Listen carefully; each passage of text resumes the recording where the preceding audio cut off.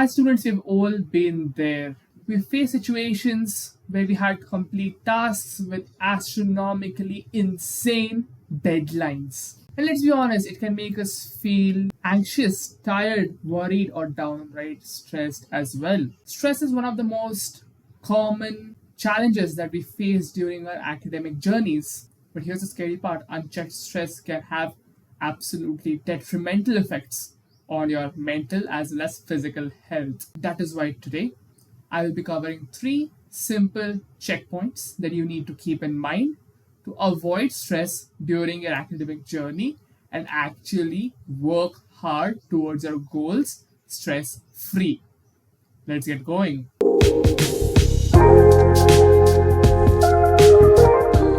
Let's dive into the first tip to manage stress, that is time management and priority assignment. Imagine this: you have a mountain of assignments, tests, and submissions that you need to be doing with all those dreaded tight deadlines. Without a clear plan, you are bound to get overwhelmed. This is where time management comes into picture. Begin by creating a study schedule that outlines your daily, weekly, as well as monthly slots. Assign proper time slots to each and every task that you need to be completing, from studies to assignments to other projects. Having a visual map to follow as your roadmap can help tremendously. Not all tasks are created equal. Identifying the tasks that actually matter and dealing with them first is the way to go about it. This is called priority management. Don't procrastinate on these tasks, as it always adds unnecessary, unrequired stress. So, manage these tasks, assign these tasks in order of their priority. Some months back, I had made a video on how to prioritize your entire life, from what takes first priority in your life to what takes last priority. To check out that video, here's it in the cards, and there's one link in the description below that you can access. To visualize all of the study schedule that I've made in detail, use a digital planner like Google Calendar or Microsoft To Do, or even your simple diary works out in that way. But make sure to have it down somewhere so that you're accountable enough to actually go through it and make the most out of that and actually avoid stress. Now, this was the pre-planning stage where you were just planning, allotting time for your activities. What if you're in a situation wherein you are doing something? Say you're actually waiting for an exam to start, and that's when all of those thoughts come into your head. What do you do then? That is where you use stress relief techniques. In such tight situations, I would suggest deep breathing techniques. You can maybe meditate for 10 minutes or do some pranayam, taking a deep breath, holding it, and then exhaling. The simple trick as well helps you a lot during such times. Now, if you're seeing this being a daily occurrence, maybe you can take some time out every single day to meditate, to practice mindfulness.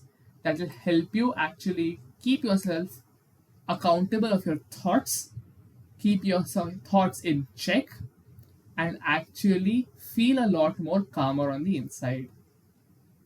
Also, another long-term strategy is exercising regularly, whether it be taking a power walk, going to the gym, or playing your favorite sport. Exercise releases endorphins. These endorphins are useful to keep yourself happy. These are happy hormones. And of course, the most important long-term strategy for this will be eating healthy and sleeping on time and sleeping for enough time. Get all of your nutrients, have a balanced diet, sleep when you actually feel sleepy, and sleep for at least 7 to 8 hours every single day. Avoid any screen right before you sleep. Now, say if you've been trying out all of this and still it hasn't been working out for you, this is where the third checkpoint plays its part: seeking help when required. Reach out to teachers and parents whom you feel safe with.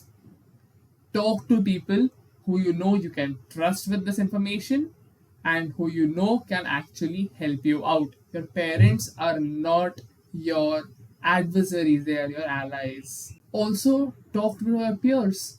You might not be the only one going through this. There might be a lot more people. Maybe some might have better strategies than what you're already implementing. Get inputs to actually implement in your life. Sharing such experiences amongst your peers can also help reduce the feeling of loneliness and actually help reduce your anxiety around this situation as well. Understand that your schedule need not be packed with studies every single time. Allot some leisure time as well for your brain to actually relax and recuperate.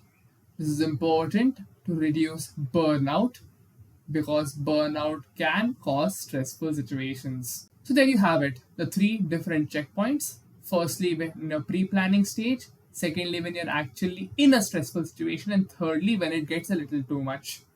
If you found this video helpful, please make sure to like the video, subscribe to the channel and follow for more tips. Also make sure to hit the notification bell.